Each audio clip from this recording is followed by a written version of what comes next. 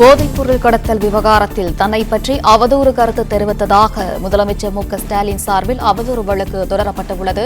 இது குறித்தான முழு விவரங்களுடன் இணைகிறார் செய்தியாளர் ஆனந்த்குமார். ஆனந்த்குமார், வணக்கம். வழக்கின் விவரங்கள் என்ன ஆனந்த்குமார்? வணக்கம்.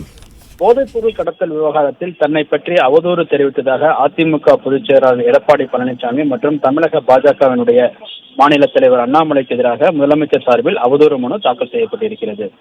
போதைப்பொருள் கடத்தல் தொடர்பாக ஜாஃபர் சாதிக் அண்மையில் கைது செய்யப்பட்டிருந்தார். இது தொடர்பாக கடந்த 8ஆம் தேதி செய்தியாளர்களை சந்தித்த அதிமுக பொதுச் செயலாளர் எடப்பாடி பழனிசாமி இந்த விவகாரத்தில் தமிழக முதலமைச்சர் மு.க.ஸ்டாலினை தொடர்பு படுத்தி பேசியதாக தெரிகிறது.